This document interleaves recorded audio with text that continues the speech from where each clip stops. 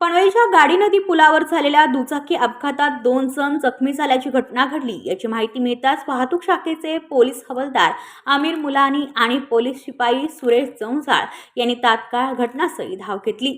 जखमींना नागरिकांच्या मदतीने सुरक्षित बाहेर काढून ॲम्ब्युलन्सची वाट न पाहता रिक्षामधून थेट पनवेल उपजिल्हा रुग्णालयात दाखल करण्यात आले। त्यामुळे जखमींना वेळेत वैद्यकीय उपचार मिळू शकले। दरम्यान वाहतूक सुरळीत ठेवण्यासाठी अतिरिक्त पोलिसांची नियुक्ती करण्यात आली। वाहतूक पोलिसांच्या तत्परता आणि मानवतावादी भूमिकेचे नागरिकांकडून कौतुक केले जात आहे।